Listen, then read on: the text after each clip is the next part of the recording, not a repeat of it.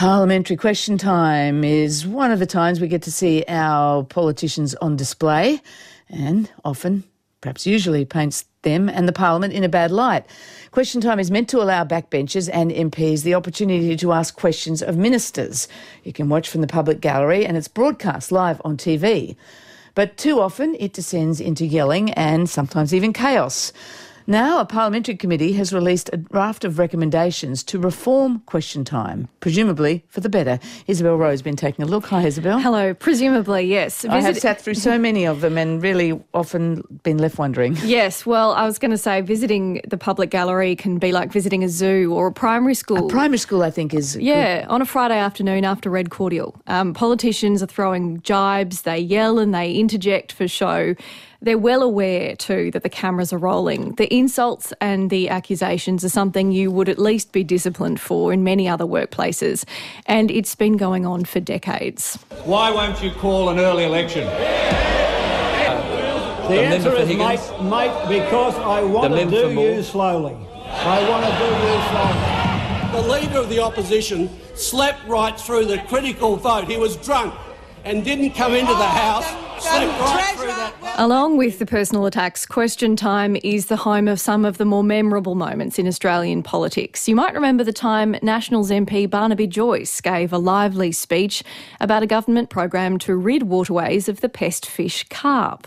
But we don't want to have to deal with carp. No, we don't want to deal with carp. We've got to get rid of the carp.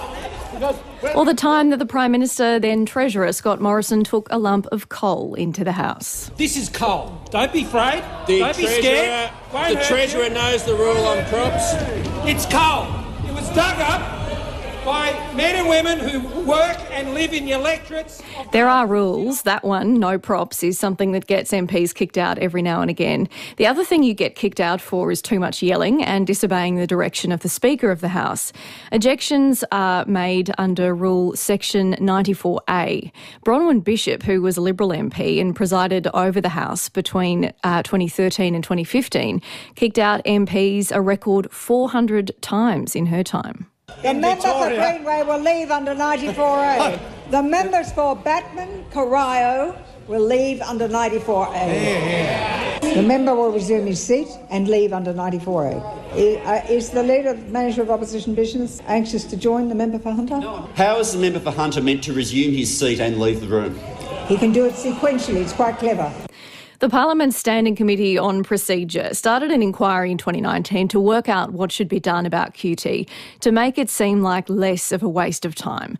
The survey received more than 3,000 responses. 95% of people thought question time wasn't achieving its purpose. The main complaints were poor behaviour and the failure of ministers to actually answer the questions. In particular, something the survey respondents and many of those giving evidence in this inquiry agreed on was that we should ban Dorothy Dix's. Dorothy Dix questions are the questions that ministers have arranged for their own government members to ask them so that they can spend time spruiking government policies or achievements in a favourable light. It sounds something like this. Will the Minister outline to the House how the government's investment in defence industry will generate thousands of jobs for hard-working Australians, create a stronger economy and ensure our nation's security? How will New South Wales benefit from the largest military build-up in our peacetime? The Minister for Defence Industry. Thank you, Mr. Speaker. The committee says they got that name because there was an advice columnist once called Dorothy Dix who used to write questions to herself. And something MPs often tack on to the end of a Dixer question is asking for any alternative approaches. Have there been any alternative approaches on display? Alternative policies. What other proposals have been put forward? Alternate policies. Asking for an alternative approach gives the minister licence to start on a rant about the alternative or the opposition policy. As Labor MP Tony Burke put it in his blog many years ago, it's called question time, not answer time. There's no limit at the moment on how many Dixes there can be, but the report does make several recommendations that there should be at least 10 questions from opposition members and only 5 questions from government members on a rostered basis. And it wants to ban those alternative approaches. In terms of behaviour, the committee also wants the Speaker to be able to boot members for up to 3 hours. The time limit is currently 1 hour. And the committee has recommended a short-term trial of very limited use of mobile phones. And that's because often you'll see MPs not paying attention on their phones, texting staff or journalists or anyone really. A lot of the time it's probably work-related, but it's not a great look when half the chamber has their head down not listening. So will these changes be implemented? Who knows? There have been 2 inquiries into this issue in the past, but both have lapsed with the change of government. So it's up to the government now of the day to draft some changes to these standing orders and see if we can fix up the mess. Let me predict, they won't. Well, who knows, Fran? That's very cynical of you. Been around a long time, Isabel. Thank you very much. You're welcome.